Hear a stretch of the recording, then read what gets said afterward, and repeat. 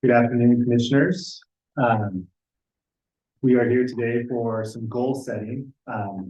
Commissioner Crawford, as chair, do you want to? Yeah, I will open the goal setting meeting and I'll let Will get off. All right. Thank you, Commissioner. Will Van Vactor, County Manager, as I noted, we are here this afternoon to discuss the board's goals and priorities for fiscal year 27. Today's discussion is intended to set a clear shared direction for the organization as we look ahead to fiscal year 27. This is an opportunity to step back from day-to-day operations and focus on priorities that reflect the board's policy direction, community needs, and long-term health of the county. The goal setting process is designed to align the board's vision with staff planning and resource allocation, identify and/or reassert a manageable number of high-impact priorities, provide clear guidance for the development of the fiscal year 27 budget, work plans, and performance measures. Staff isn't seeking decisions on specific projects today, but rather clear direction on what matters most, so we can translate those goals into actionable strategies and measurable outcomes as we plan for fiscal year 27.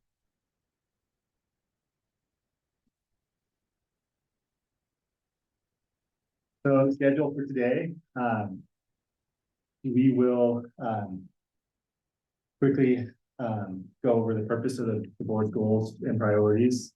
We'll do a quick overview of the county's values, vision, and mission to provide that foundational piece that our goals and priorities should link to. We'll recap the mid-year presentations that we heard earlier this week. We will review the current fiscal year policies, so fiscal year 26 goals and priorities, and then we'll discuss any updates or changes that may be needed for fiscal year 27.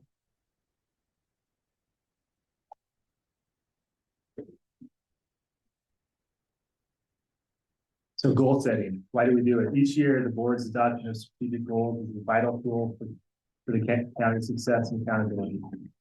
Reflected in our budget, annual goal setting ensures that the priorities of the board are clearly conveyed throughout the organization and that strategies are developed to meet these goals. This establishes a direct link between what the board values and the work plans, budgets, and actions for every department.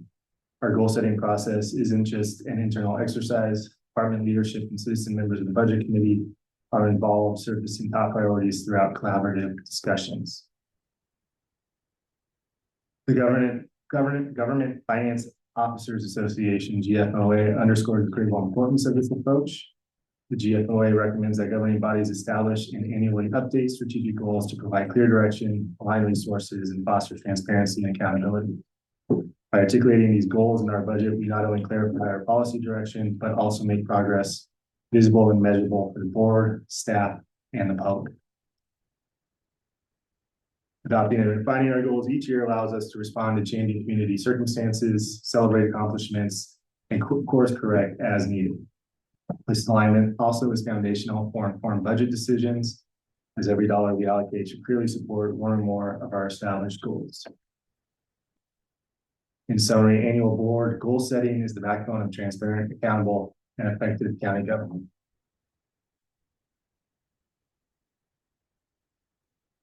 We're now going to run through 3 slides that highlight the county's values, vision, and mission. We review the county's values, vision, and mission to ensure our goals and priorities remain grounded in the principles and purpose that guide our organization.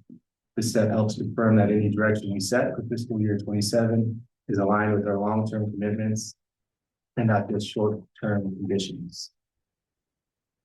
As reflected on the screen, the county's values, as previously stated by the county, describe how we do our work and the standards we hold ourselves to as an organization. These expectations should be reflected in the county's goals, priorities, and day-to-day decision making. So as you can see, the county's values are excellence, fiscal responsibility, trust, creativity, and innovation and empowerment of staff. The county's vision statement is to provide a safe and vibrant community in which to live, work, thrive, and play, be a part of the experience. And then our mission statement Mission statement defines how the county delivers on its responsibilities by inspiring trust through excellence and quality service, embracing creativity and innovation, and remaining friendly, responsive, and fiscally responsible. Again, as we consider our fiscal year 27 goals and priorities, this mission reinforces the importance of service quality, accountability, and outcomes that enhance the health, safety, and overall quality of life for our residents.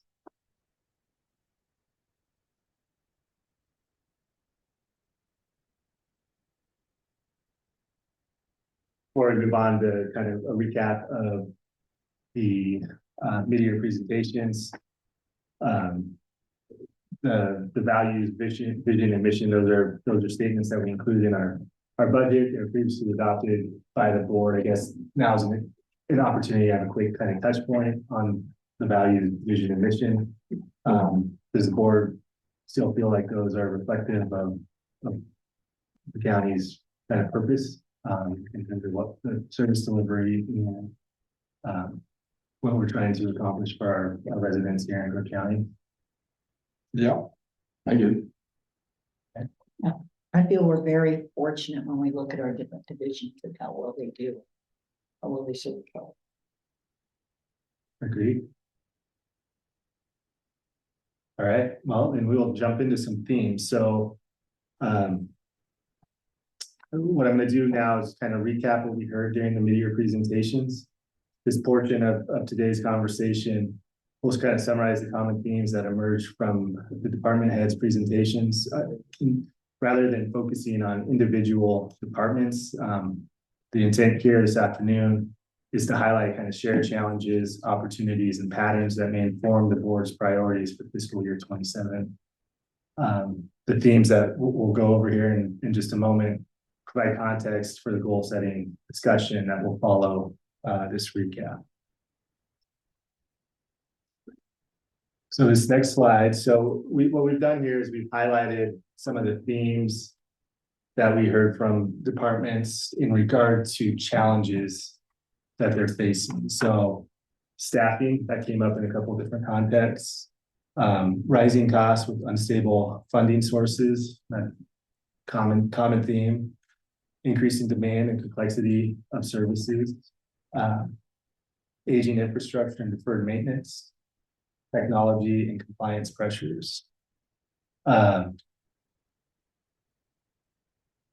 guess I'll hit the pause button here for a minute and ask the board if you think back to the mid-year presentations, if there were any other themes that you kind of heard emerge throughout those conversations, or if you would phrase any of those themes that we have stated up there in a different way.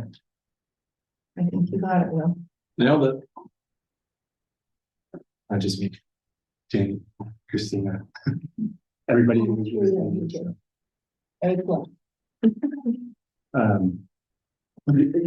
think what can be taken away from those kind of, 5 bullet points, these issues underscore that long-term service sustainability will require clear policy direction, stable funding strategies, and thoughtful prioritization of staffing and capital investments. And we'll note that these are some themes that have carried over in recent years as well. I think there's some similar concepts or themes that came up in last year's conversation as well.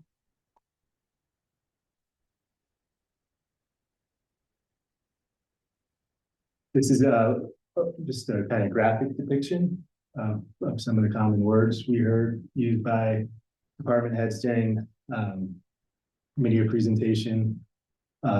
Funding stands out as kind of dominant theme, but it's also closely connected to staffing, service demands, and overall organizational stability. Other recurring terms such as legislation, compliance, burnout, growth, cybersecurity, et cetera, illustrate the increasing complexity of the county's operating environment. Collectively, these themes reinforce the need for intentional prioritization and long-term planning as the board considers planning for fiscal year 27. Any thoughts or feedback on that? Might have put aging infrastructure a little larger. That's fair. Where'd that even, oh, there it is small. Aging infrastructure, I mean, it seems like it, it is, when we look at our roads, buildings, we look at everything. The magnitude of the aging infrastructure is larger than the number of departments that set it. Yeah. That's why it Yeah, shows smaller. it just seems like it's a bigger thing than maybe, but funding could actually be bigger. So, But I agree with you on the aging infrastructure, because it's just not the infrastructure of the county facilities and buildings and things. It's, it's the aging of the roads and the bridges and, the modes of transportation and Yeah. traffic and those type of. yeah, and today, just coming here 2 blocks down, the traffic was just horrendous. I mean, and it's not gonna get any better, and you're exactly right. But I feel we've made headway on each and every one of those and have a direction. Yeah. I'd really like to say change the legislation, would be good if we could, but. Except funding, we haven't made much change in that. Yeah. Yeah. Got the secure rural schools. Yeah. Gotta take your wins, I guess, when you can. Yeah, my take on some of the words up there is there's a lot of interconnectedness, Oh, right? sure. Like Yeah. legislation and funding, compliance and funding. A lot of it comes back to funding to a certain extent. But as I kind of reflected a little bit on the mid-year presentations, I think, and this isn't anything new, but I think it's becoming more kind of pointed as funding gets tighter at the state level. Some of the uncertainties, some of the need for us to be advocates, not only for Crook County, but partners with other counties to make sure the state is continuing to fund critical county services. That was maybe not articulated department by department, but I think that's a kind of a common underlying theme is that there's whether it's state mandated services or it's a rollback of, historical funding sources, it's something we need to be The conversation more we had aware. today with our mental health and the sheriff and or role and probation and juvenile. I guess the one thing that's good is it's not just Crook County, it's everybody, and we're probably in better shape than other counties, but it's not like unique to just us. No, it's not unique to us. Yeah, it's kind of like more stable funding.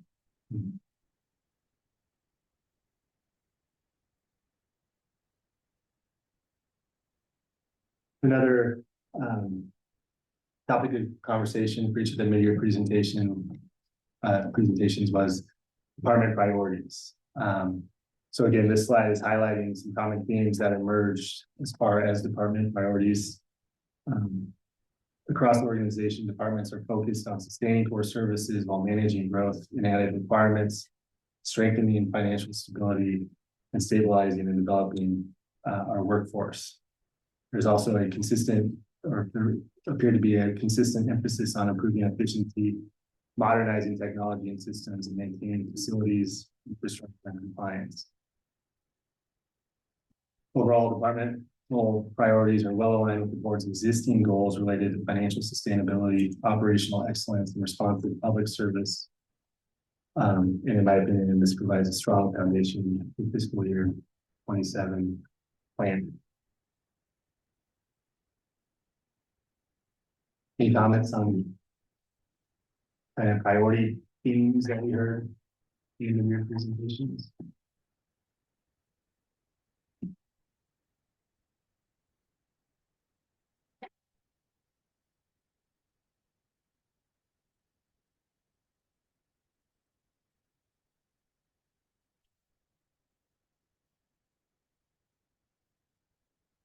Now we're going to move on to an overview of the board's fiscal year 26 goals and priorities. So these are the goals and priorities that helped kind of guide the budget planning process for our current fiscal year. So kind of with the mid-year presentations in mind, we'll review, we'll shift to a review of the current goals. The intent is to review these goals through the lens of what we have heard this week and assess their continued relevance. This will provide a foundation for determining whether any adjustments are needed as we look ahead to fiscal year 27.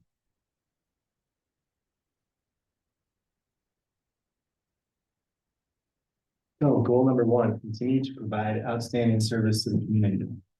This goal centers on maintaining high quality service delivery while improving clarity and consistency across departments. While the core services review was not completed as originally planned, that work is nearing completion and has provided valuable insight into the services the county delivers.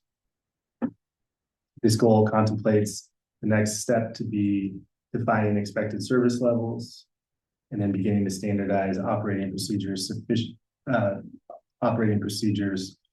to support consistency, efficiency, and service continuity.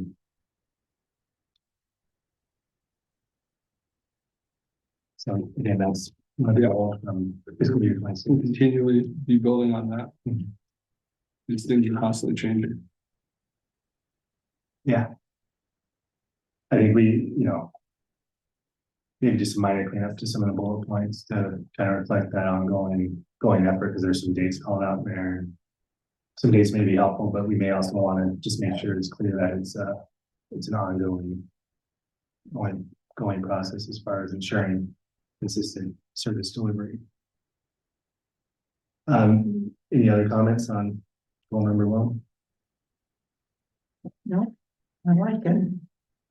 If we could quantify it and measure it, how would you measure whether or not something's outstanding? What Something's fine. if something's outstanding, like what kinds of things do you think, if you could say that says we have got outstanding service, like, is there anything tangible that we could measure? Little, yeah, Question. That's a very good question. Difficult. It's very hard. It is It's hard. when you look at different departments, because every department brings something different to the Right. table. I mean, yeah, like other than maybe a feeling or a sense of like, yeah, generally the public is happy and yeah, our departments are doing great, but like, I'm just curious, is there anything we could actually? like you look at law enforcement, let's just take juvenile DA and the sheriff. Probably some of the public isn't very happy with them. But are they running smoothly and trying to watch their budgets? And like with Erica, again, there's a team thing there of trying to help people in that. Yes, that's tangible. I don't know how you say that, but when you're looking at the public, I'm sure there's a lot of public that don't like. And like you take the fairgrounds this year, we had a carnival and everybody was excited and there was awareness. We got the 4-H involved and we got the FFA involved and we had more of a community thing. And that, again, is really, really good. But is it, so there's a thing there. Road department, I think they do a really good job. They're very responsive to the needs. I can't think of my top, so I mean, but it's hard to say, oh yeah, we paved this road, we're wonderful. Because there's a big picture there. One of them would be complaint driven. I mean, complaints. Yeah. But then that's even hard to realize. Well, for example, driving back in from lunch, at the park, there's protests. Prineville has a protest. What are they They're protesting? protesting In Minneapolis? Indiana or the ice, Oh, but if you It's look not at a the, no Queens rally? Kings. No Queens in Oregon. Oh, is it? is that what it is? Yeah, it was mostly the signs I saw was just ice killed 40 people and, blah, blah, blah, but you have to look at that too. There's 22,000 or more people in Crook County and there was by far only 25 people there. So it's hard to judge your complaints as the general population. So I think Jamie raises an important point, and I don't know that the language here needs to be like changed. I think outstanding service is a lofty goal. It's a good goal to have when we're talking about providing public service. But making sure we have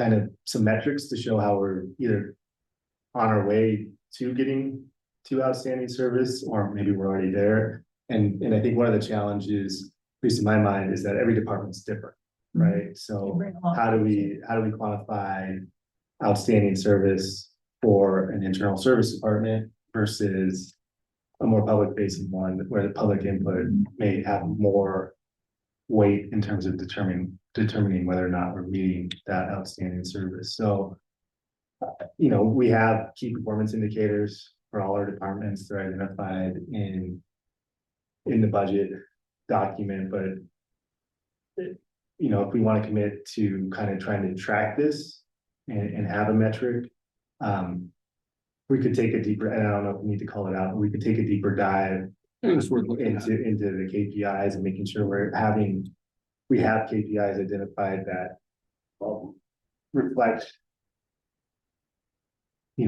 satisfaction, or how we're department by department achieving that outstanding service level. Does that make sense? So just each department's different. I think it's gonna be really hard to ask the same question Yeah, you to can't, get because they all bring response. something. Well, I think it's also super difficult because generally the public that's not unhappy doesn't weigh in, right? And so unless, Or if they're really happy, you don't know. right? yeah, happy and super happy, they just go, oh, things are great. And then you get input from people that are the 25 people in the park, then nothing's gonna make them happy. So I Is think it it's worth, easier to identify like benchmarks of like, is it easier to say you believe the service of Crook County is outstanding when? And are there like 4 or 5 things that, as long as each of those things is present in the work of each department, it doesn't have to be super granular, like, I don't know, that might still be too rainbow, but are there certain benchmarks where like, yes, that is a sign of outstanding service? I across the think board? it's so difficult to Yeah. identify specific things. I think it's worth looking into. I don't think it's, But last year we sent those postcards out. Yeah. And how many did we get? Oh, I think we got like 79 back. Okay, and what did they say? Did anybody ever read them? yeah, it was generally positive. Yeah. But again, I think you could send it out and get it to the right person that had a negative interaction Oh, sure. by no Oh, fault sure. of the sheriff's department. Oh, sure. And they have 10 people in their family and they send 10 really negative things. And then, So now you only have 69. yeah, but I'm just saying, it skews that conversation. I think it's worth looking into, but I don't think we should. I mean, short of like pushing a survey at every other week, Which I meeting just don't- saying, I if you're, just don't think tell us how we're works. doing, and like. Unless you messaged it constantly, and even then it would become white noise and people would block it out. If you do it too much, then they don't even. It's just like community development.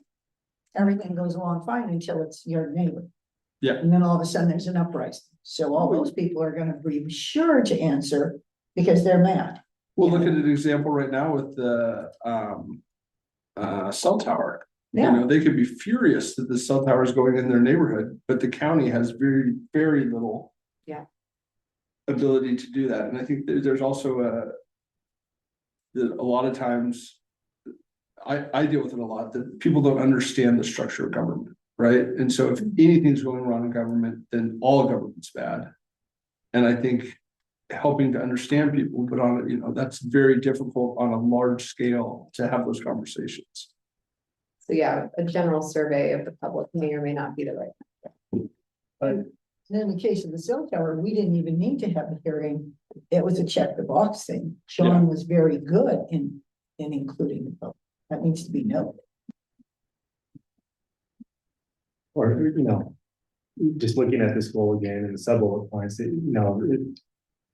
perhaps how we define outstanding service is by defining core services, by funding those core services and continuing to provide those core services, right? It's not because it's so varied, maybe for purposes of this goal, the intent really is to confirm these are the services we're providing. By doing this, we're doing an outstanding job for our community, and we can continue to refine that year after year. You should. And continue to look at service levels, but, you know, doing whatever we can to continue to fund and provide the best of our ability, those core services. Yeah, that's a benchmark. Like a report card on our core service list. Excuse me. Yeah, I like that. Kind of brings you back around to the core services where you can kind of quantify some of those. And then you can see if those expectations are met.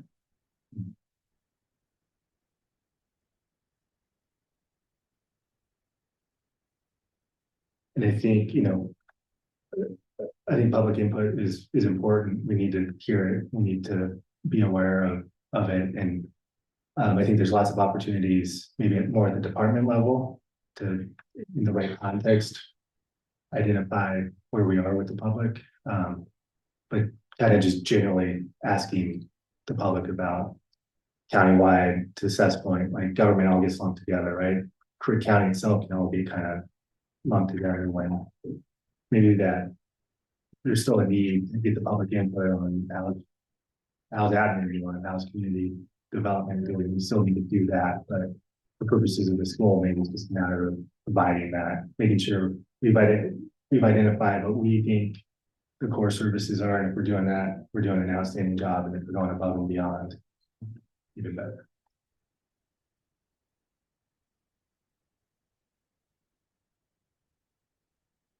All right, goal number 2, maximize current and future resources to maintain financial sustainability. This goal focuses on ensuring the county's long-term financial stability in an environment of rising costs and uncertain revenues. It emphasizes aligning departmental and countywide plans to better identify and address funding gaps while integrating consistent financial strategies across the organization. At the same time, the goal recognizes the need to find efficiencies in operations while continuing to provide core services at expected levels.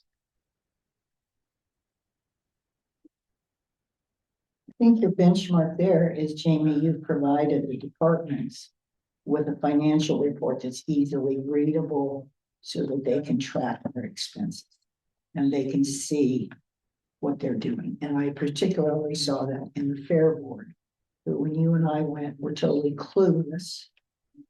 And then they started looking at it, and like this last meeting on Monday, they're aware, they're watching, they're trying to be innovative, they realize the mistakes they made on a silly thing like eliminating a premium on one thing. And they said that was kind of silly, it really didn't, but we're worried. So I think that has been your benchmark there, is providing easier material for them to digest and do work. And I think Will has been very good too. Well, I hate to make you have a big head, but you have brought a lot of that to the department heads' attention. And Christina, you too. I'm gonna say all three. But I think that we're more, I think department heads are more aware of the challenges that they have, and they're trying to work to the best of their ability. And I have a couple of thoughts on this goal. I think the goal is very, very relevant in fiscal year 27.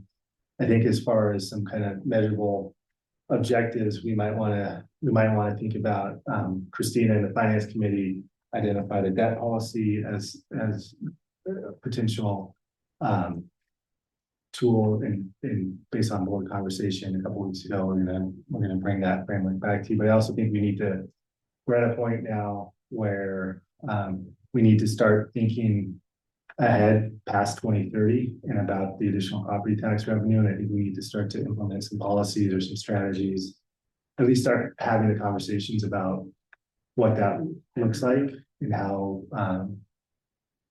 we're going to take advantage of whatever opportunities may be afforded by that, and make sure we have a plan in place as we go forward. And maybe that doesn't need to be finalized in fiscal year 27, because we know that a lot of that property tax revenue is going to be phased in over the 2030s. But I think we're at a point where we need to be having that conversation as an organization and with our community. Yeah, so. totally agree. I mean, I see the reporting piece as a huge aspect of financial accountability for our departments. Cause those reports, any of the financial reports that we can give them are going to be their performance against the budgeted plan. So I think a huge piece of, maximizing your resources would be, are we budgeting the right things in the right places? Which obviously the departments weigh in on heavily, but, there's a reason they present all of that to you as well, to be the lens on investment in the right place. And yeah, is that maximize piece, I think is for me, it's a really big word. That it's the best use of resource in every area. So I don't know how you make that more or less tangible, but I think it's a really good goal to have. Layers on this one.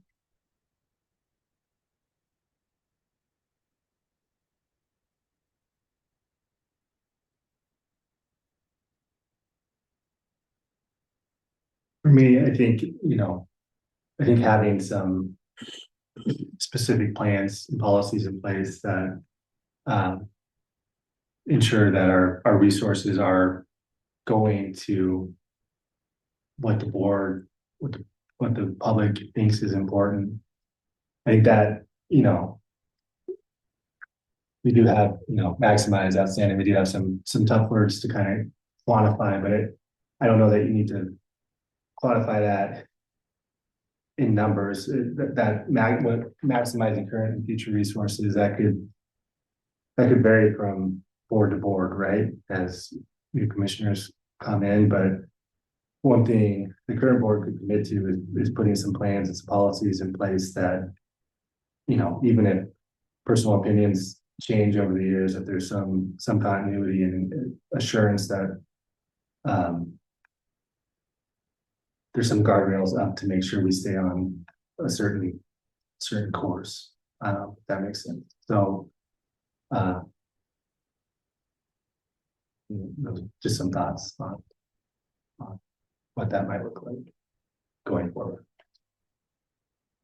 Well, do you see those living in the county's financial policies or are we calling them financial policies or fiscal policies? Are those pieces of that document or are they separate? That would live outside of the policy document. They would be more of a living board policy, similar to the investment policy or the debt policy that gets reviewed with a little bit different lens than just this is how we do our normal high level accounting. It's kind of like a living document that's outside of it, that's changeable, because things are gonna change. Can't be more specific dollar wise, because we don't really 100% know what those dollar volumes are gonna be. But yet it's good to direct those funds in the directions that you think are best fitted for them before someone else comes in and makes decisions on where those dollars should go when it's not in alignment with what the board feels that they should be. Having it in place early is an easy way to start building things as we have. We'll put $10 towards something today, but we put $100,000 towards, in the future, and we get in the practice of having things go to those buckets or whatever, those priorities that are set.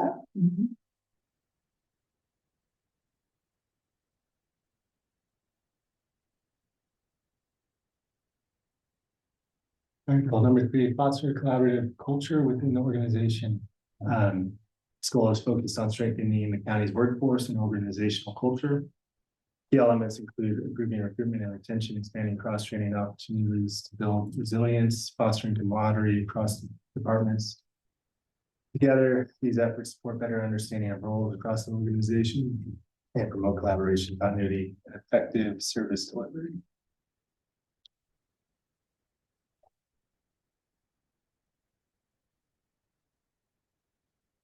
Yeah. You're doing a good job, but I think like all these, you can continue to add on what we've done. I think our hard look at health insurance fits under this one. That's kind of maybe one of the metrics of success. Unpack that one.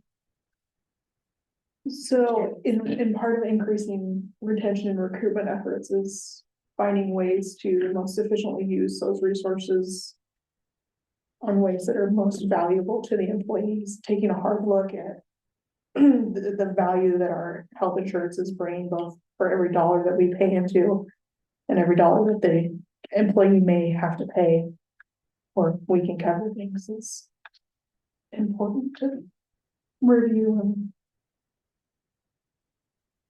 and dig into. And that was kind of what the budget committee had brought up.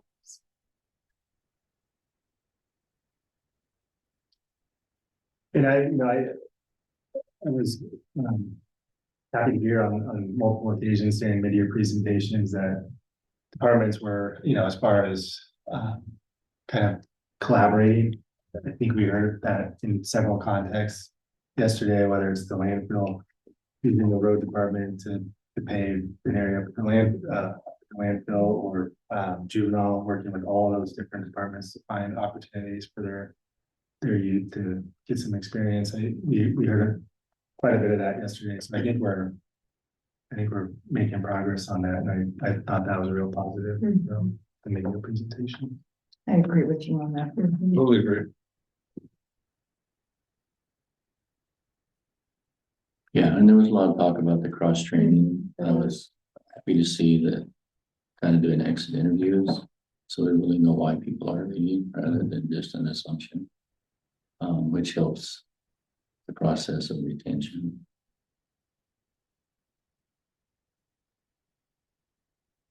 Yeah, and to Commissioner Cropper's point, I mean, this is one that you just kind of constantly need to be working on. It's not one. You're never gonna get to a point of we're done. Yeah. All right, goal number 4, enhance the quality of life, livability, and safety of the Crook County community.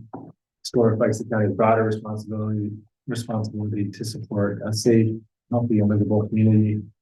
It emphasizes prioritizing core services that directly enrich community well-being while ensuring that decisions and actions remain consistent with Crook County's stated values. The goal provides a policy-level framework for balancing service delivery, resource allocation, and community impact.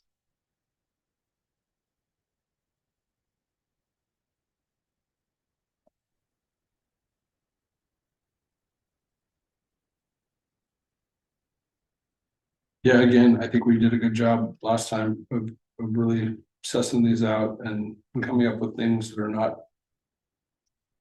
something that, you can fix in a single time, and things that we need to perpetually be working on. I think that's a big part of what this document is for.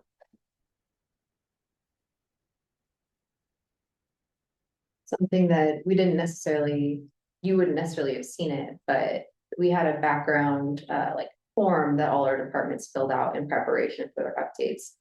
And when they identified their 3 priorities, we asked them to check little boxes of which of the 6 priorities it had anything to do with. So that piece didn't end up on slides because it made it busy. But what I got to see in taking all those papers and turning them into slides is how many people checked this goal.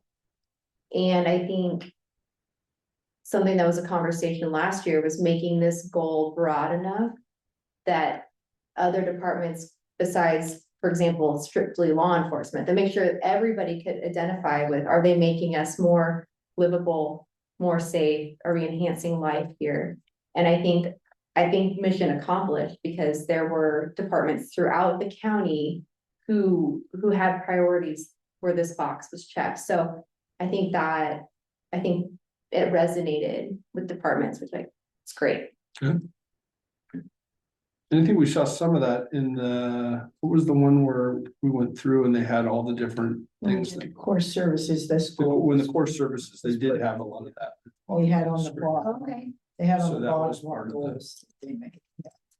And you're right, Seth, a lot of them make this.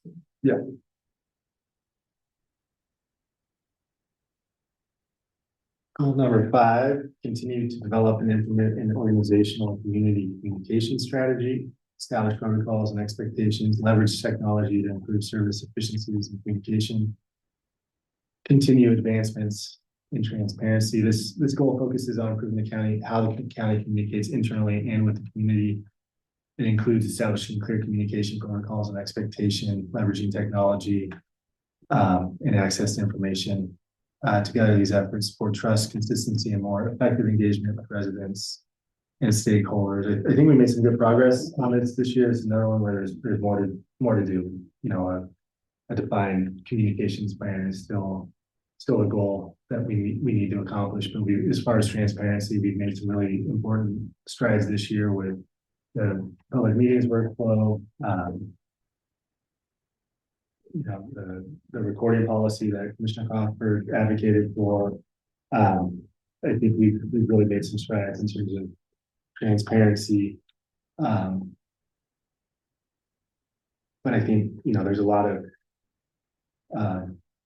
you know, one of the things I think the county can do a better job of is telling the positives, like the good stories. There's a lot of good work being done. And I think if we had, you know, a communication strategy that we implemented and rolled out, it would really help with that. But again, I think we've made some strides here and continuing to work on, you know, the website migration and we've rolled out the new agenda builder. So we're doing lots of good things here, but again, continued effort to make sure we're doing everything we can to communicate. I think we need to get Brianna on Facebook and start that back up again too. You know, so she can post. Health department is having a whatever fair. You know what I mean? I think we need to start getting that back up. And I know it's a matter of Brianna trying to get the password from Chelsea or whatever, but we need to get that going. The social media is huge. And we can get Christine and Jamie on some TikTok. Maybe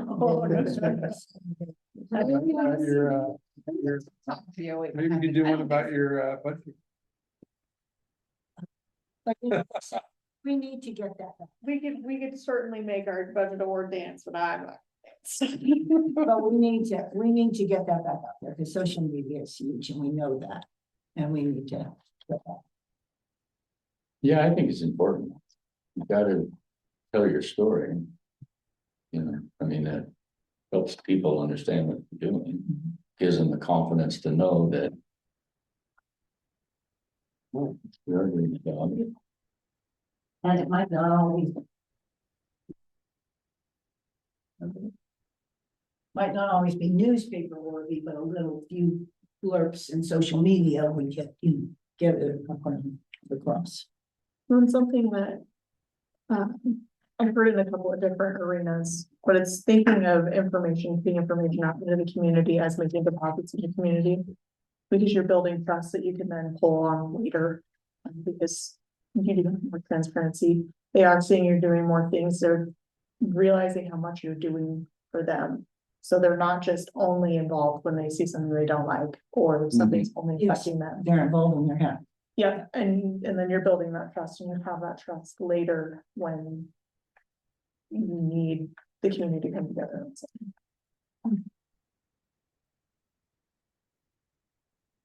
And I think there's an opportunity also. I think this goal touches on, you know, organizational communication strategy. I think that a little bit to be not just us communicating outside the organization, but also internally. So I think there's some continued room for improvement there in terms of communicating. And that kind of falls on me to kind of keep the whole of the organization informed of what's going on outside everybody's respective departments. I have a little observation about this goal. I feel like it's primarily one way. Is that true? Where it's us communicating to the outside or us communicating internally, but still it's not necessarily, I don't feel any sort of community engagement with this particular goal. And is that You say no community engagement? I don't necessarily, I don't feel like it's might be a two-way communication. It's more about having a plan of how we get the story out. So, and that's not a criticism, it's more just an observation, like. We don't necessarily have a community engagement goal. I don't know that we need one. I don't want to muddy waters, but you know. That's one thing that comes up with GFOA. They always want to know, how is your public involved in your budget process? We have citizen members of our budget committee. You know, we have public meetings, so we do have that aspect of engagement. So I don't know that we need a goal that centers around it. It's just an observation. We don't necessarily highlight community engagement. Well, I mean, I think when you say communicate with your community, that's part of it, and I think we do that with public meetings, and we did the survey, and we're out in the community every day, interacting with those people, having conversations, and they come here, they interact with our employees, and making sure that they know that, like we all do, our doors are open all the time, and so I mean, I think it's in there currently. I don't see a reason to call it out specifically, but Okay. I think it's there. I think it's too late. Yeah, Okay. it has to be.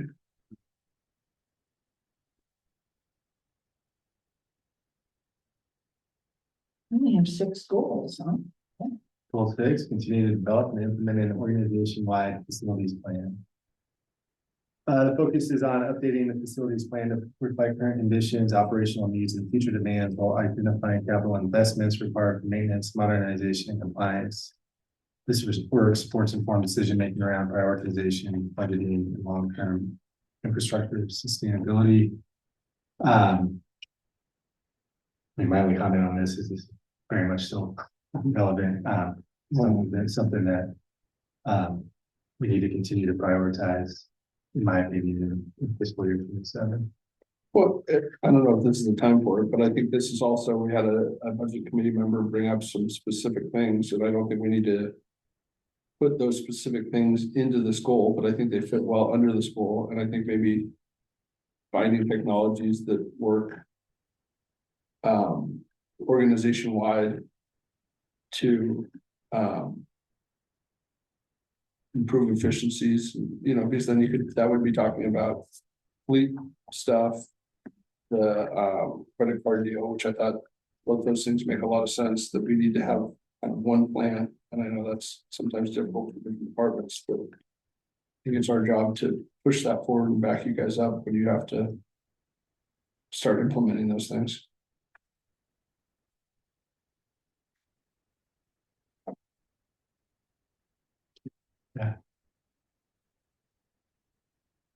To go back to the communication plan a little bit. I think there's going to be a time coming very soon that we're going to have a better type of a communication plan to the public. With TSP plan that was just passed, and how we're going to implement some of those, how we're going to, go out and decide on projects, how we're going to have that discussion with the public on how that's going to be paid for and options that are available. I think there's going to be a real need for some big communications, because those are astronomically expensive projects. We're hoping for grants, but we better have a plan B. Sure. And I think that the sooner that we can commence and get that process going, the better off it will be for everyone. Yeah. And again, I totally agree with you, but I think we've done a good job of that when we have big projects with the jail in the past, the Justice Center, bringing people into the public and getting their opinions, and having those groups go out and share with the public, because I think we can do a lot of it, but I know my time here, I've seen that when the government's telling you something, there's a lot of distrust there. And so we need to be able to leverage some kind of nasty word, but work with the public to get them to be our advocates. And I think we need to find ways to continue to do that. Because I think if you look at the city, they said until they're blue in the face about the biomass plant. but they didn't really engage the public on one-on-one to get that. And I think that's a lot of the times the way to do it is to, we can put a lot of stuff out there. I'm not saying we shouldn't put things out there, but I think we need to take it to the next level of engaging public and getting their thoughts and have them be the people. I mean, again, not specifically the county, but when you look at Facebook, when they first came here, there was a lot of hate and unhappiness. And it wasn't until regular citizens started piping up on Facebook and saying, no, this is the right thing, this is what we need to do, did that temperature go down. We tried every different option of rolling out different explanations and different things. But to me, that's a communication plan. Yeah, no, I totally agree. I just Communication think, is back and forth. yeah, totally agree. I just think we need to think outside the box a little bit. Because I think a lot of governments just, again, I think we should be doing this, but just post things on Facebook and put things in the paper and expect, well, you know, we said it, they need to hear it. And I think we need to try and find ways to go deeper than that and dig into getting advocate. And I think one of the things we've done recently is the county college. And so we now, and it's not a ton of people, but we have like 15 to 19 people that are now understanding what we deal with on a day-to-day basis as a county, not we individually, but we as in departments and all the people, and we should continue that and tap some of those people to be more engaged in some of those other things. What you're talking about is an ambassador program. Yeah. There's a series of people that are ambassadors and they go back and they go to Rotary or they go to Kiwanis or they go to the Elks or they're sitting at the bar at the Pioneer. They're your ambassadors. That's your. Okay, we have more volunteers. That's okay, Brian. I'll volunteer with you. Okay. Because you're cool with that. But anyway. Yeah, but I don't disagree with you, but I think we need to think of ways that maybe other governments haven't tried. Nothing against the city. I'm not trying to bag on. No, but they I had a think that's- severe problem and then they had a reaction and look Yeah. at what happened. And it could it have been avoided? Who knows? But again, like you say, that's what you need is ambassadors. That makes me think of, I don't remember what project it was now. Was it a new park in Redmond? Where they had 3 site plans, like designs or whatever. When they were doing the Grand Canyon. Okay, yeah, and they, I think it was on Got to vote Facebook. on it. Yeah, they give you like 3 pictures of like, do you like this looking park or this one or this one? And it was just, which one do you like better? So that some of that, it's not quite as pretty a picture, I'm sure, but if you're looking at what you're doing with roadways, you know, people I'm sure would have an opinion about those. It's probably not a quick Facebook survey though. No. It's gonna take a little more explanation. No, it's a coffee shop in the morning or like you say, so sort of thing. Grassroots effort. Tell you what. Okay, sorry to hijack it, but. No, I think it's a great, really good point.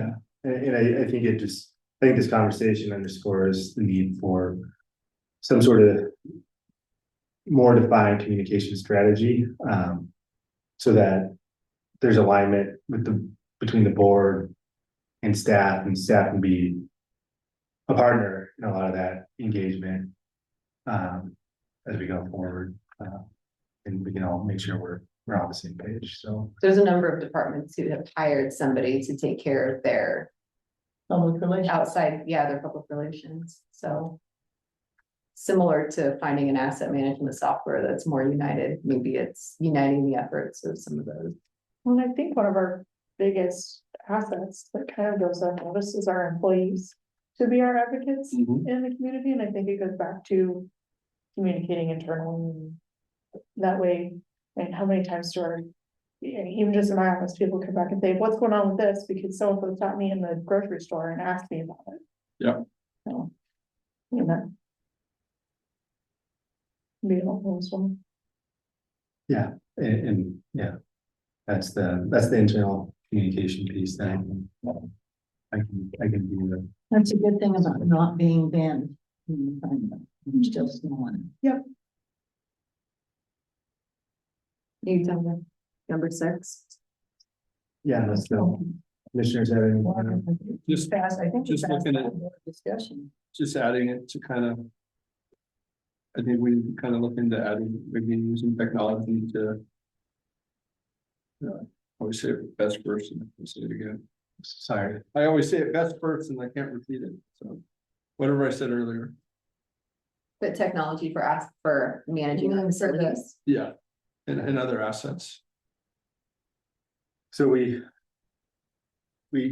had a discussion as we've gone through the goals. I think my initial vision, was just kind of roll through last year's goals and then have the discussion, but since we have the slides, I'm just gonna roll through, this next group of slides, and if you have, these are gonna be the questions that I presented the board with earlier this week. If anything comes to mind, and you have copies of the current goals and priorities as I kind of roll through these questions, if anything specific to existing goals or any thoughts about another goal or anything along those lines comes to mind, just let's have a conversation. So Well.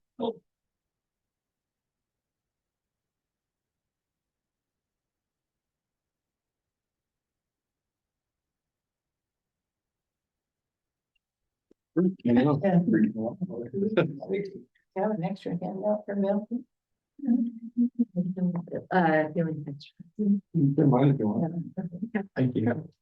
No, now I get to.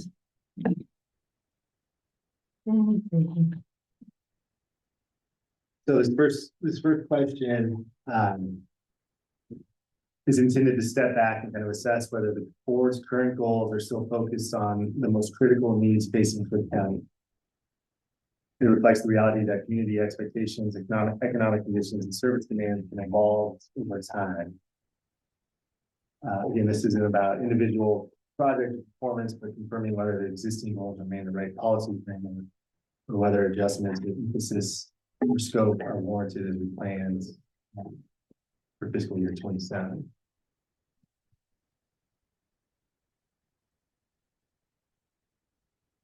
So we just went through the 6 existing goals. Does the board feel like maybe not some of the sub bullet points that may have had some timelines, for example, the first goal has some timeline, but do you feel like the overarching goals, those 6 goals remain,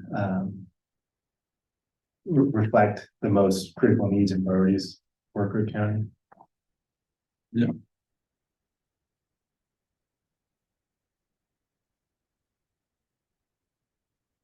I guess put it this way, I don't know what I got. Money.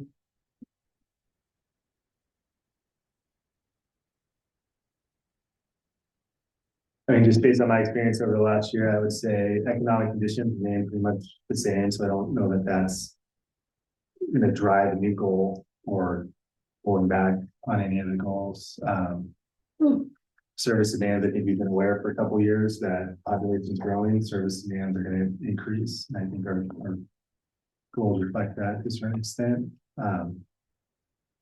So just my thoughts in response to that kind of prompting question, first prompting question. Second question, this question focuses on identifying the key barriers that have affected progress toward the board's existing goals, including operational constraints, staffing capacity, fiscal limitations, and regulatory compliance requirements.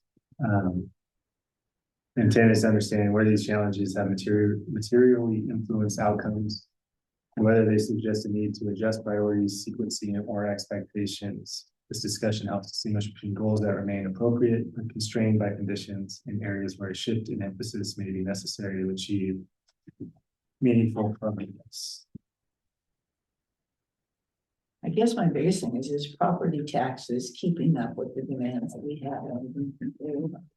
And that's gonna come to a point at some point. I don't know that we're there yet, but I think that that's certainly something we need to think about.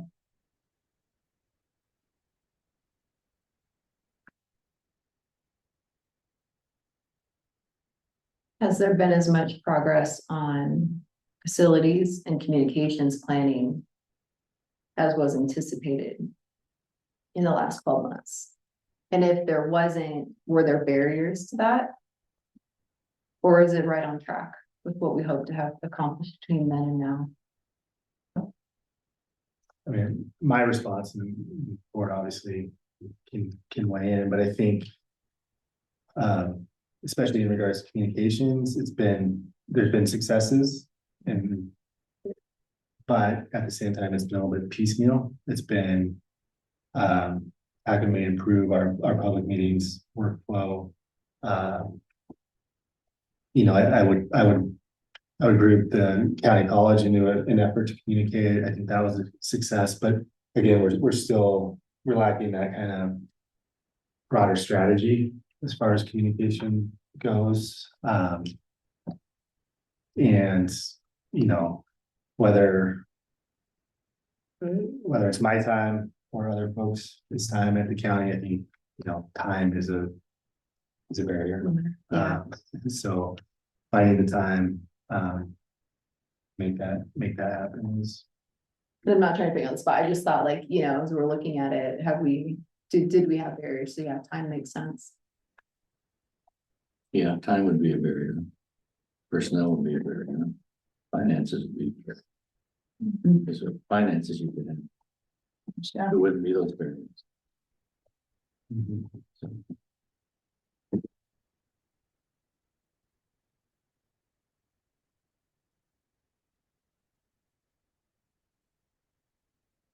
I don't know how you shift your priorities, so, I mean. I think our priorities in the right spot, it's just the barriers that you encounter to achieve those. I agree.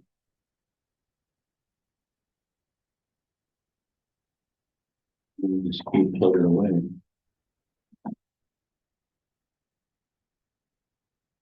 This is just kind of a comment more than anything with I think regulations, state mandates, I think those are a barrier, not in the sense that, maybe they don't, some of those requirements align with core services in some cases. But as we face more and more mandates from the state and we are, the regulatory environment isn't easing off, right? There's always changes to regulation that and most of our departments have to deal with on some level, from landfill to community development and law enforcement. It doesn't end. And I bring this up not so much because I think we need to make any sort of effort in this regard. In the near term, we have a lobbying team with AOC, but at some point it may become prudent for us to talk about a strategy for leveraging or pushing forward Crook County specific legislation or not, right? Like push back against bad legislation and having more of a lobbyist advocate, specifically on Crook County's side. That's a thought that's crossed my mind recently, not necessarily in this context, but as I saw the word regulatory, and I just think about the constant change, the constant requirements that our departments are having to deal with on a regular basis. Just about. I think one of the things I see in Eastern Oregon is Senator Nash. And they're constantly having a town hall. They're constantly kind of reaching out, and the commissioners are much more tighter. I don't feel we have that here. I don't feel we have that advocate for us. I don't feel our representative and even our senator were that attuned to them. And that, I don't know what that, I just see more in Eastern Oregon and the way they are. And it's just like, the wolf thing, Senator Nash would call, whereas I'm not seeing that reaching out on our part here. And I don't know if that's us or it's them or we need. Things are more, I'm hearing more reactive, less proactive. That's broad, but in a variety of ways, like the regulatory stuff, there's a lot of things happening to us, but we're not necessarily able to get ahead of it and be proactive on some of the things we want to be. I'll be very interested to see what next Thursday brings. Yeah. And who shows up and what thoughts are there. Yeah. But I feel that Eastern Oregon has a much better pulse as far as their legislative things than we do in this county. Do we feel we're not being in alignment with other counties? I know that there are counties on the east or the west side that definitely we don't have the same thought process, but as far as the eastern side, are we you know, when we want to kind of rally for Crook County, is there something that we feel like we're not getting that other counties are? I see a big need for that on an aspect of economic development, because it's just kind of a economic development is more of you go in and you fight for everything that you can get, have that representation, but I don't know, I don't see it quite as much in the aspects of the laws and things that are coming by that are singled out Crook County.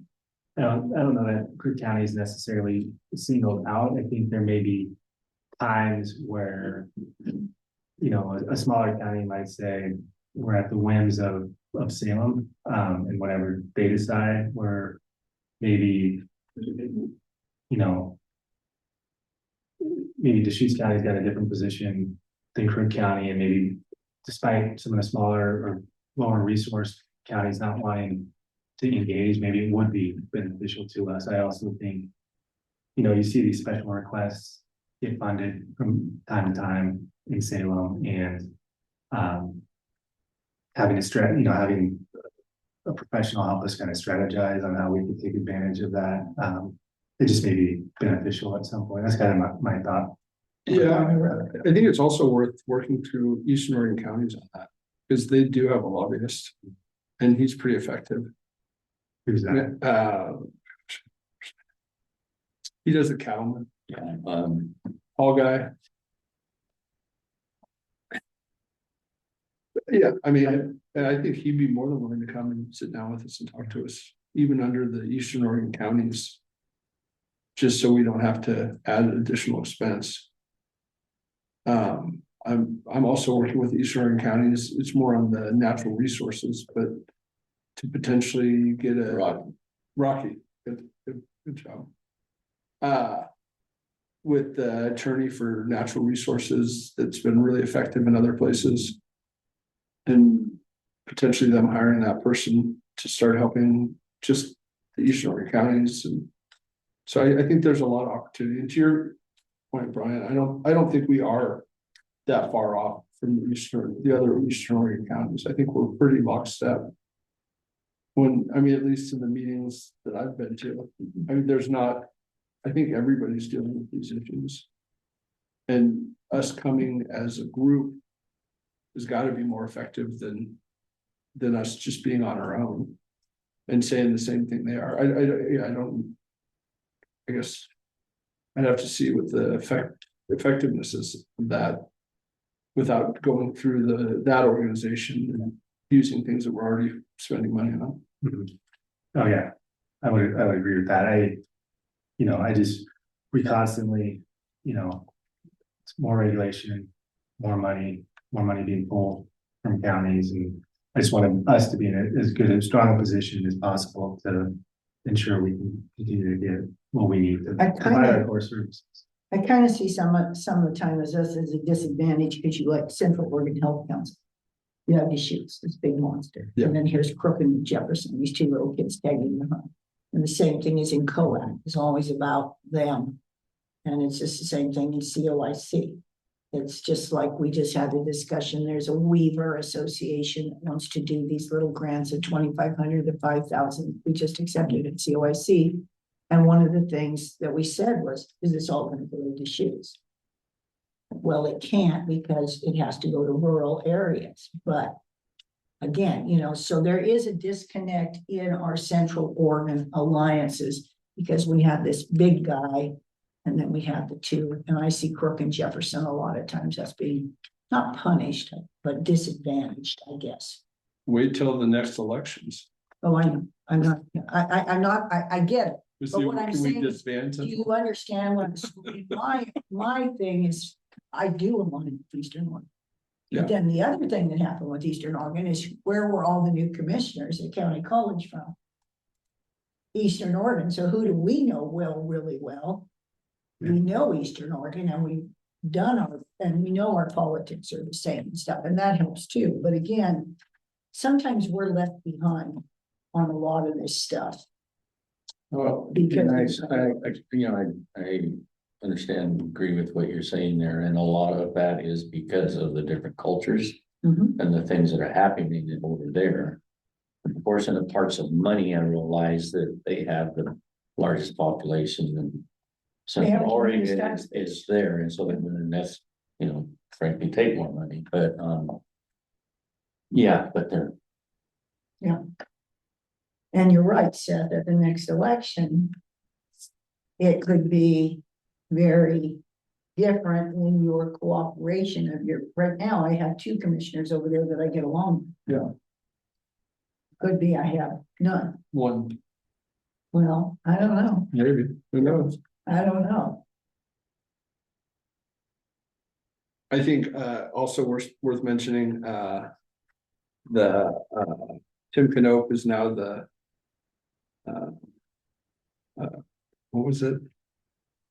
Chief Prosperity. Whatever that means, but I think there's some help there. I think he's got a good head on his shoulders, and I've already reached out to him.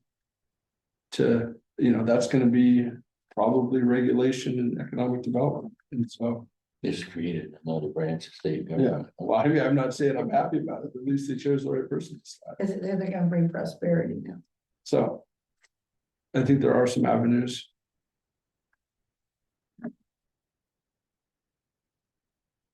All right, we can move on to question number 3, and again, these are just kind of thought. Questions intended to kind of provoke some thought as far as our existing goals go, so as I'm going through these, just kind of keep in mind the six goals we have. Question 3, are there cross-departmental issues requiring greater emphasis in next year's goals and fiscal year 27's goals? This question is intended to elevate issues that cut across multiple departments rather than residing with a single program or function. Examples include staffing, capacity, facilities, and capital needs, as well as unfunded mandates. The discussion should focus on whether these cross-departmental issues require greater visibility or emphasis in next year's goals to support organizational effectiveness, coordination, and long-term sustainability.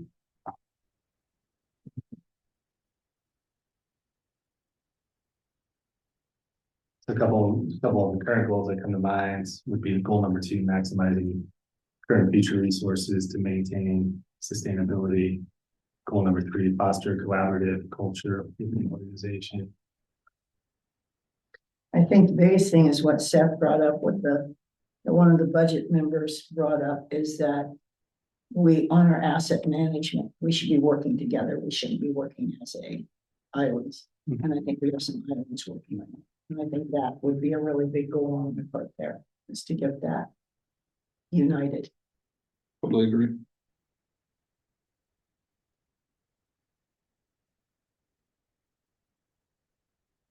So I'm wondering, just thinking out loud regarding goal number 6, which is to continue to develop and implement an organization-wide facilities plan. Is there a way to That might be what you want. to reword that? To Yeah. be maybe a little bit. But when you're about management.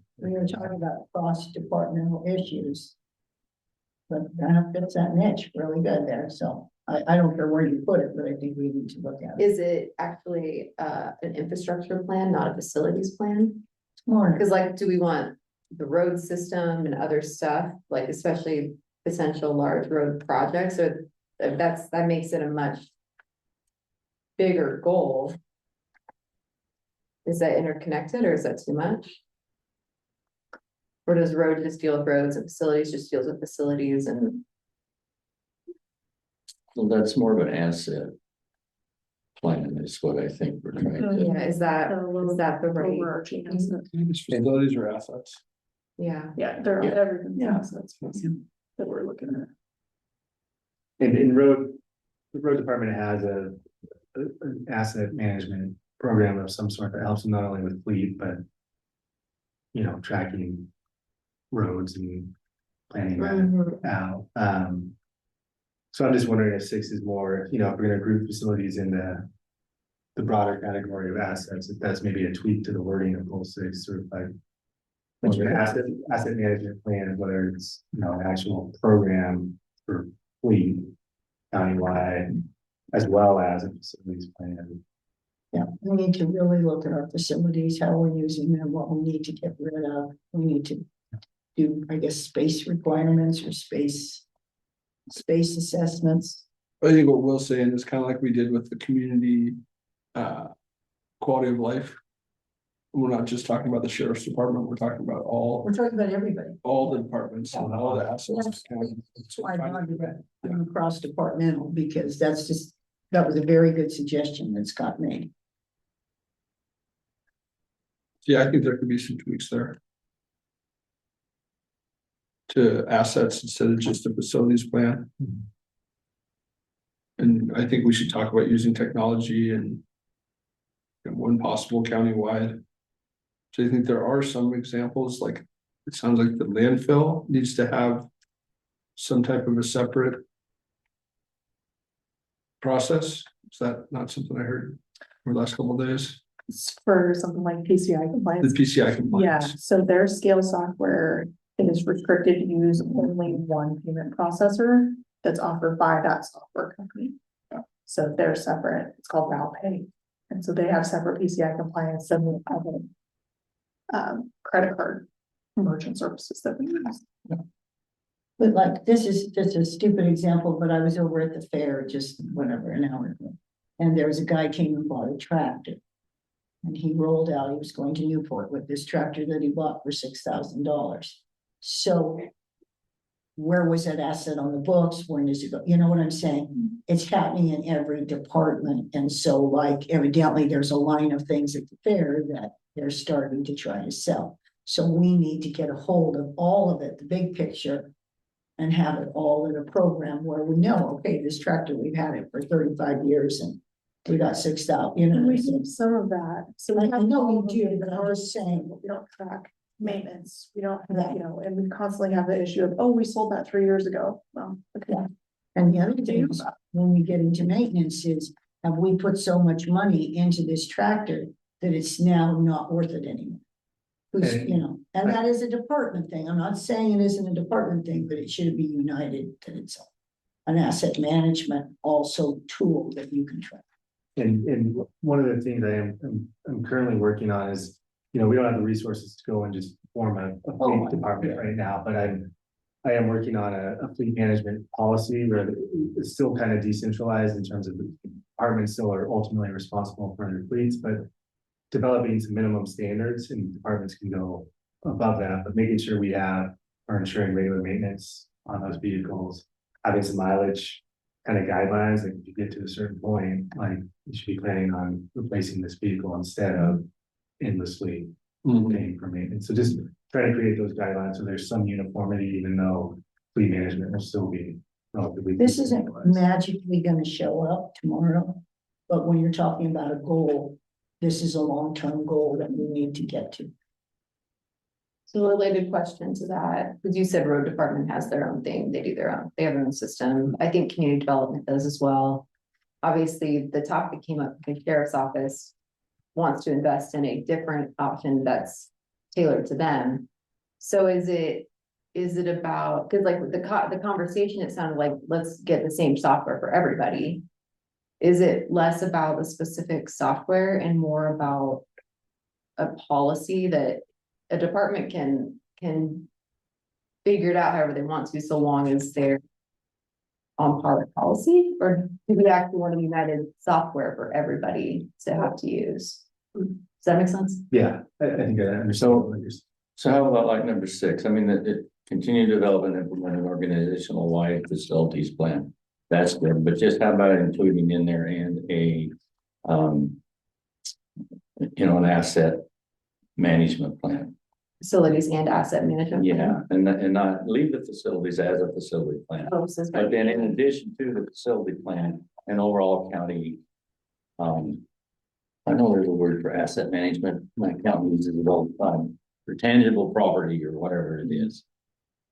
I think you could just change number 6 to organizational wide should you say, Tangible property or asset? asset plan, and then just continue to update the facilities plan underneath that. And then that would cover all that. Yeah, however Or- we want to do it, but they're kind of two separate things. But it doesn't necessarily mean, I mean, we want to continue to implement it, organize it, develop it.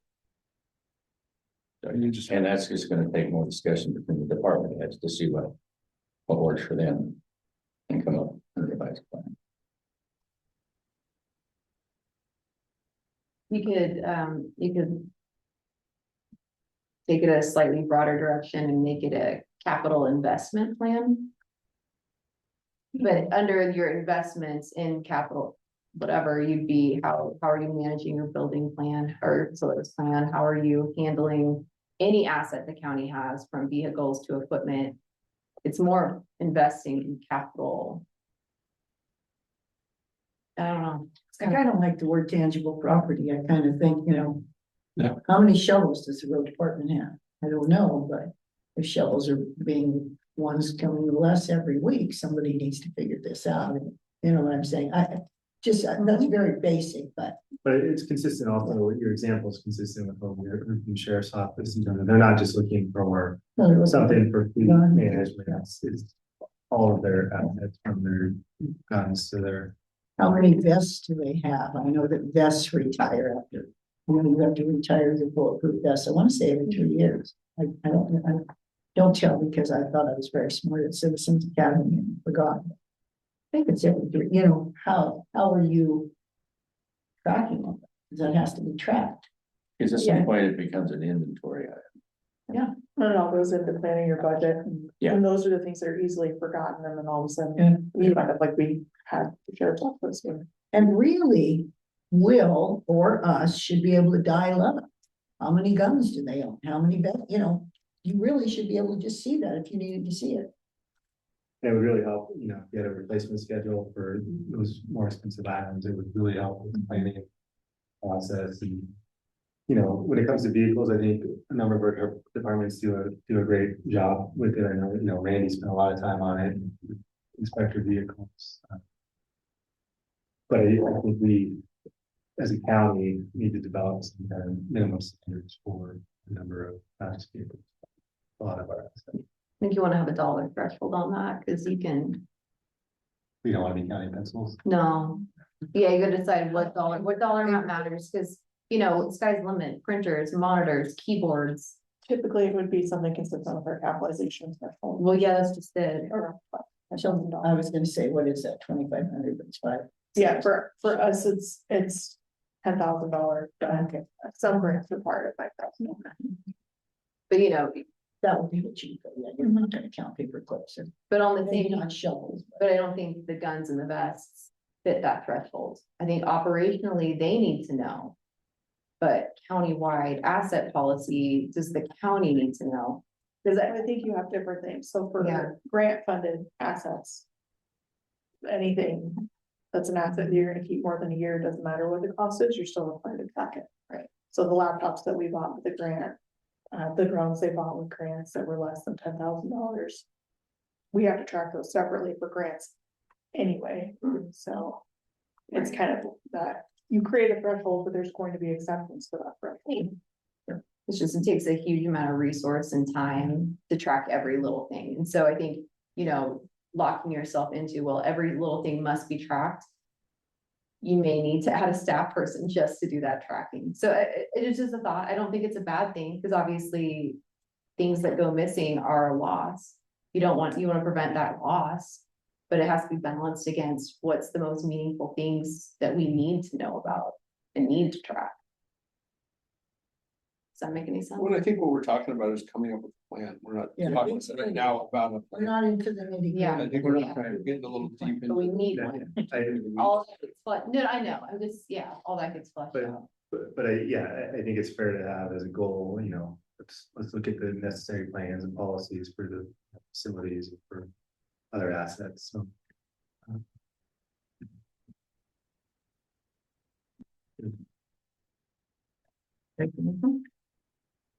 Mission 4, How effectively do our current goals guide decision making on service levels and new initiatives? Do we need clear definition and accountability measures? We talked a little bit about this in regard to a couple of the goals previously, at least as far as accountability measures, but how does the board feel that our 6 goals currently, how effectively do they guide our decision making on the service level and new initiatives? I think, if you don't mind, I'll just weigh in. Initially, I think the first goal, as we finalize our core service descriptions in the next month or so, I think this question might become more relevant at that point as we start to get used to working with written core service descriptions and using them as a tool in our planning across the organization. I think this question becomes year after year a little bit more relevant. It may be a little bit, just my own opinion on my own question I put together, but I'm thinking, you know, as you know, we're just kind of finalizing those core service descriptions, and we'll continue to have service level discussions, but I think it's a little premature right now to say that our goals are or are not helping guide those decisions, other than pushing that conversation forward and making sure that goal is being accomplished. That first goal. Sounds good. Any other thoughts? You wrote a good question. We'll give you kudos. Question 5, what emerging risks or opportunities such as property tax revenue changes or community growth should be proactively reflected in updated board priorities? So we touched on this a little bit earlier. You know, I think we're at a point now where we know that at some point in the next 5+ years, we're going to start to see additional property tax revenue. Obviously, some of that comes in within the next 5 years, but it's kind of called out for debt service. But do we feel like we need to take a look at any of our current goals to better reflect that? We talked about that in the context of maybe having some policies or plans in place to start to kind of help guide those conversations and provide some direction. I don't know if we want any specific language in any of the goals or priorities, but No, I like the idea of looking out into the future and making sure that we're coming up with plans today for future dollars, so we're not just running into a wall. Don't have the ability to explain why we are where we are.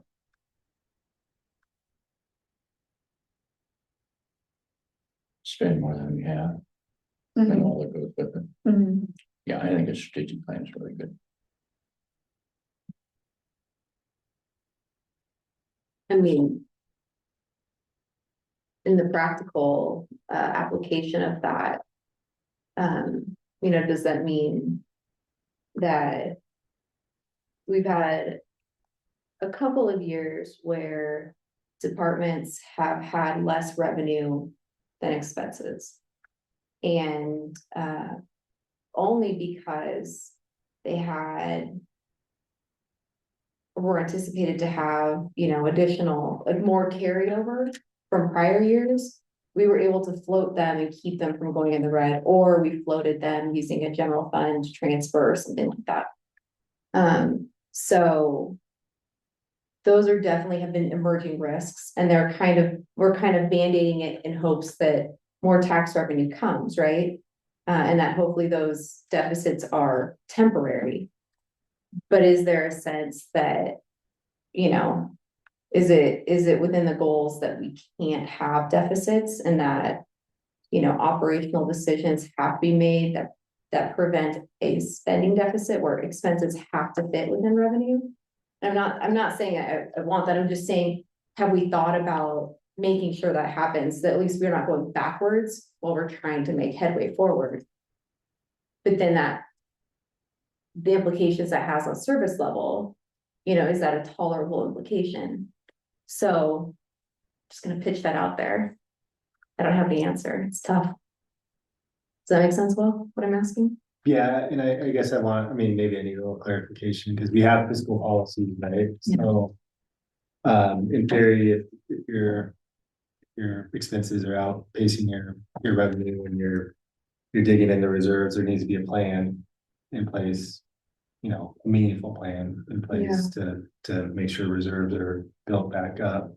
So I feel like some of that's covered in fiscal policies, and we're not, maybe I'm missing kind of your. It was just the emerging risks to opportunities. It was just, are we comfortable with, as long as we're within fiscal policy on reserves? Is it okay that we're seeing major deficit spending, or do you try to slow that deficit spending and just adjust service level to what we can directly afford and not try to touch reserve balances, even if they're within fiscal policy? Or I don't know, it'd be a very conservative pullback. I'm just pitching it out there. I'm not saying one way is better than the other. It's just something to think about. I think we stay conservative. I don't think we want to get where we're hung out that far, because we're still have this unsure. We think we're pretty sure we're getting money, but we don't know the amount. So we need to be very cautious until we see that in our hand.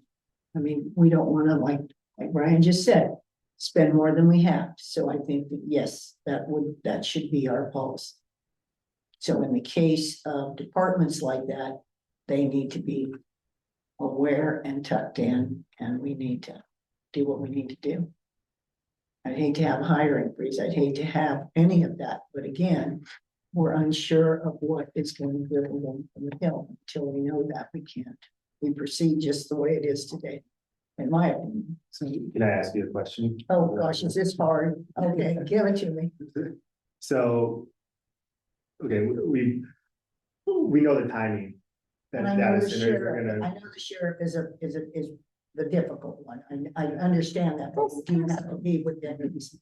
But go ahead. We know the timing of the different data centers as they come on the tax roll. We don't, until they hit the tax roll and we send those tax bills out, we don't necessarily know the exact amount, but I would assume that, each year we get closer and closer to that point, we become a little more certain about what that's gonna look like. And from a service level perspective, at what point does it become worth not being quite so conservative? Does that make sense? Like, in terms of digging into reserves a little bit more, is there a point where you guys would be more comfortable with doing that? Or are you saying we need to draw a hard line until that? I'd love to be Gillon County and sending a check to everyone for $3,700 that lives in the county. But again, I'm cautious. So I feel that we need to have that cautiousness. So that's just me. So I don't like to spend what I'm just worried. And I guarantee public safety is very important to me. And I understand we have this thing up here that costs a lot to do, but we need to also be very, very careful now. And I do think, yes, we make projections, because I'm pretty sure they have a pretty big investment and they're not going to pull. But we need to be very cautious. So. Yeah, I agree, but I think we also have to look at. Well, we have to Just like, prepare for it. just like, Yes, well, I just like we agree. heard today. Replenishing employees that you get rid of. Is really difficult, especially in small communities like this, and so we need to make sure that we're able to continue to provide those services. And so I think it's just a measured approach. I think we should be cautious, but I think we should also take all the information we have at the best. Look at the Well, best and information. in the case of the sheriff's thing, I don't know if you guys had county college yet, but Bill came to the office the other day to Brianna and I, and they had 15,800 calls this year, which is, let's just say 16,000. And there was 12 of them. I believe he said 12. Did he say 12, Brianna? 12 of them. And that came out to be 1,000 whatever. And the average should only be at 800. So that's concerning to me that we have officers that should be handling 800 cases per year and they're handling 1,200 or whatever he stated.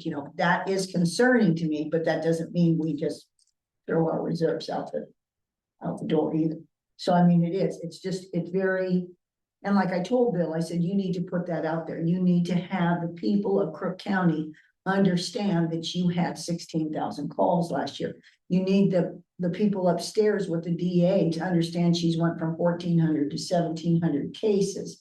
So, and that's important, and I think that's really important in Crook County to have public safety, but I mean, you still have to have that cautiousness.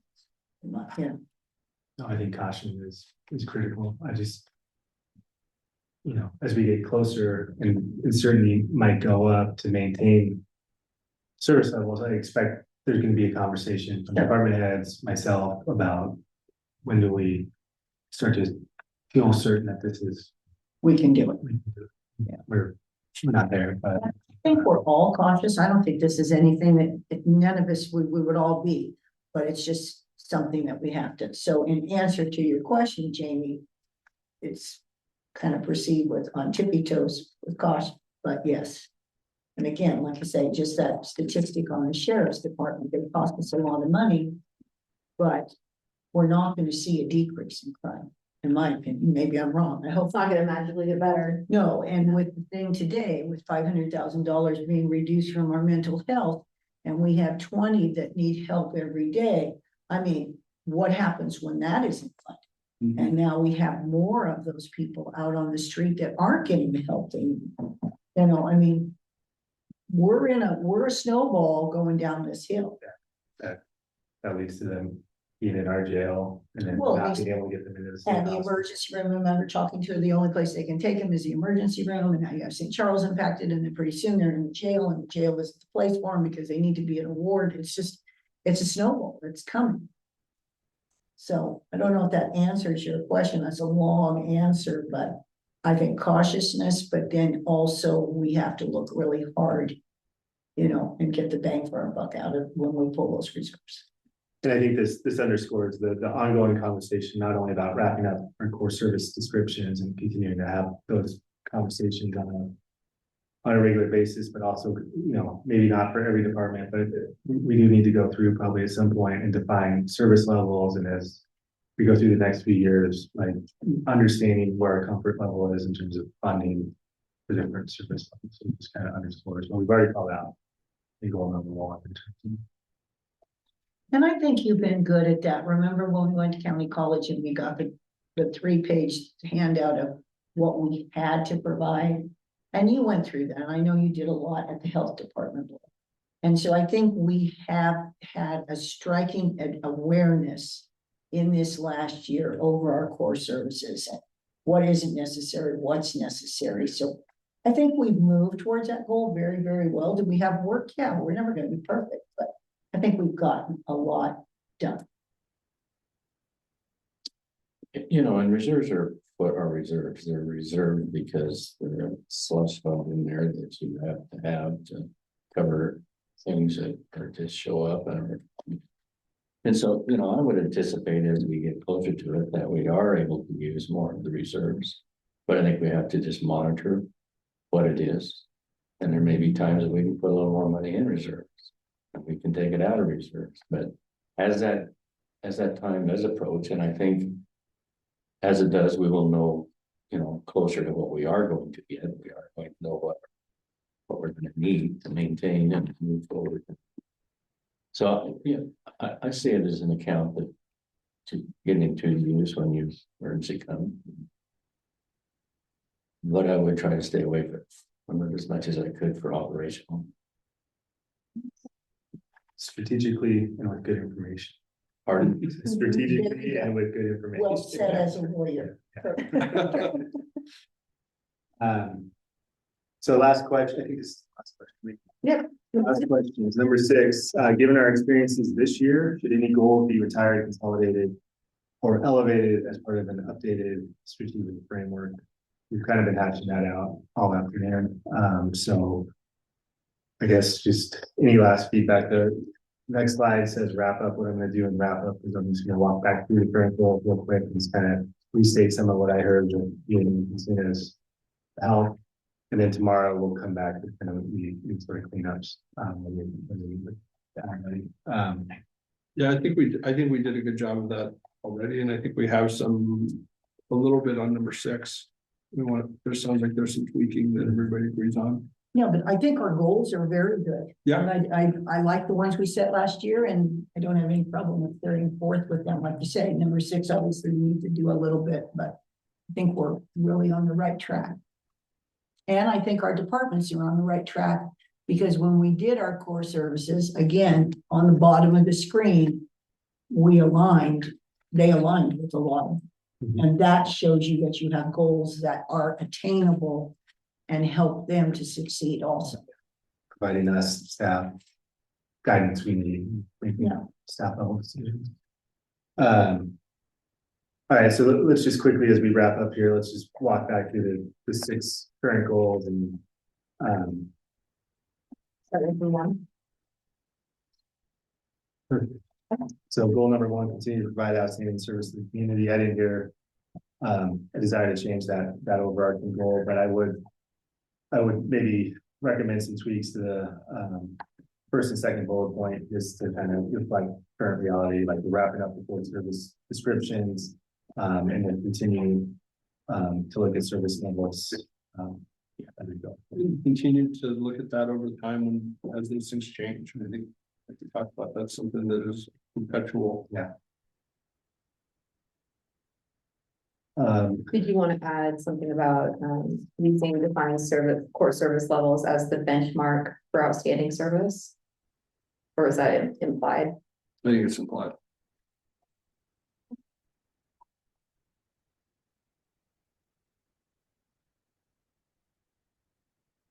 Goal number 2, maximize current and future resources to maintain financial system sustainability. We have aligned departmental and countywide plans to address funding gaps and integrate financial strategies, find efficiency, as well as still providing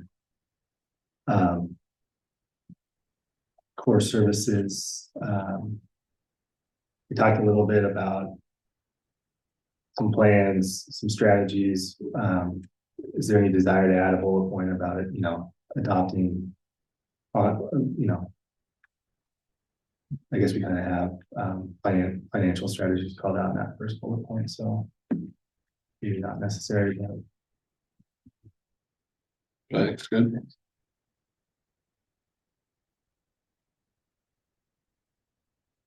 good. Looks good to me. Foster collaborative culture within the organization, increase retention and recruitment efforts, build cross-training opportunities, build camaraderie across the training for veterans and their role throughout the county.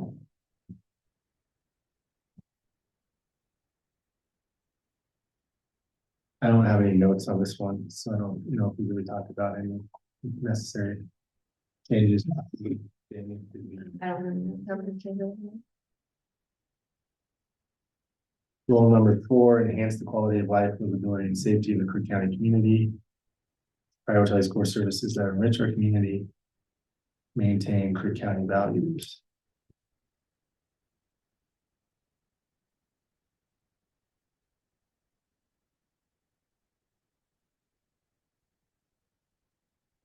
Is this where you would potentially add the emphasis on PCI?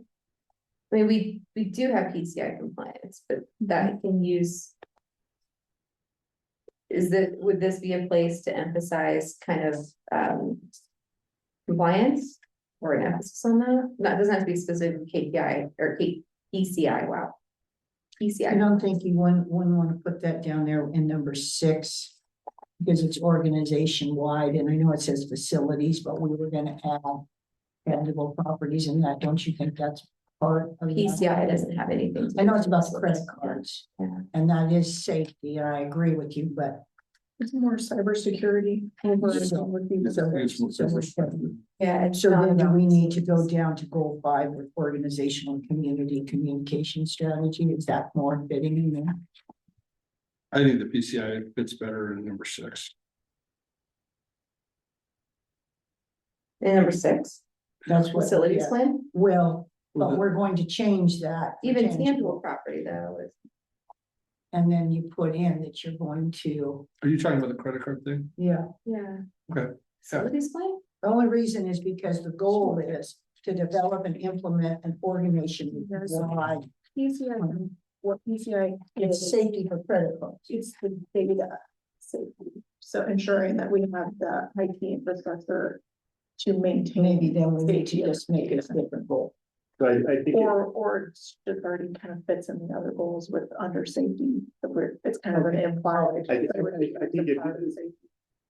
I think PCI fits goals and kind of sub-goal kind of priorities. It fits neither into like a cybersecurity goal of some sort, which if you wanted specific kind of language called out in the goal, I would recommend to go under number 4 in terms of safety.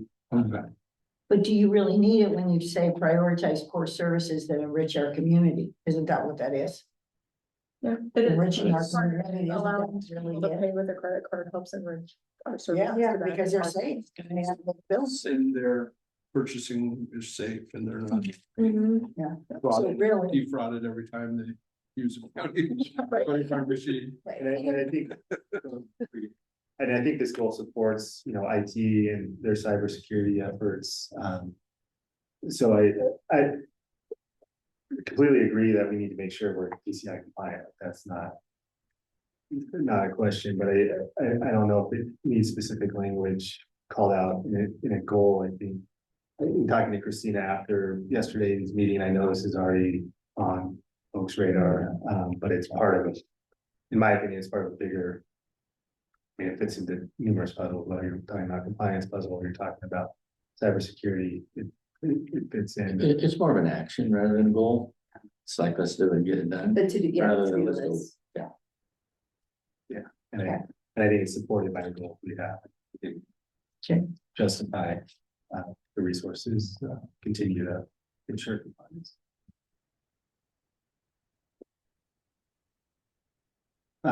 Continue to develop and implement an organizational community communication strategy, establish protocols and expectation, leverage technology to improve service efficiencies and communication, continue advancements in transparency.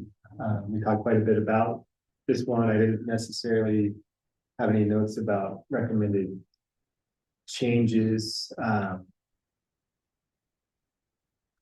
But I think it sounded to me like we're all kind of in lockstep that this continues to be a big priority, that we've made some significant strides, but we need to continue to move forward with a communication strategy, and continue to advance our efforts in transparency. However that communication is.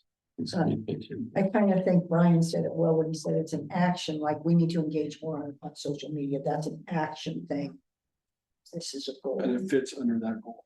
Yes, that's It what I'm doesn't saying, need but to be it's an specific action, call. it's an action, so it doesn't need to be called out, it's redundant there. Yeah. Because that is what it is, it's an action.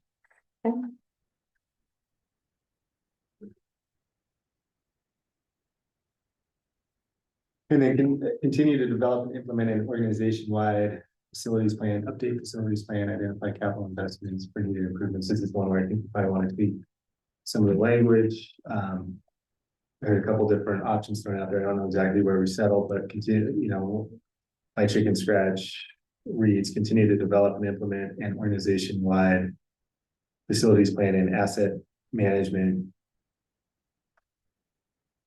program. I didn't have a last word there. Sounds good? Yeah. Yeah, I agree. I think that's a good addition.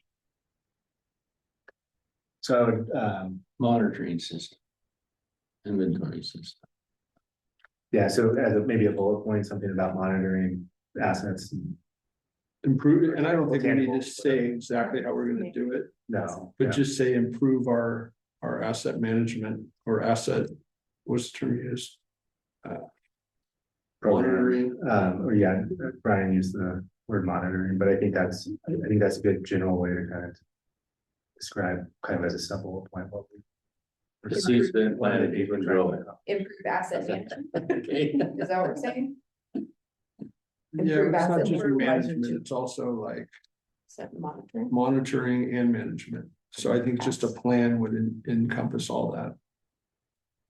So develop an asset plan or Assets. I think you need to put in there organization-wide, maybe facilities, and I don't know, asset, maybe that, add so are we talking about the main goal or are we talking about sub points? Subpoints. oh.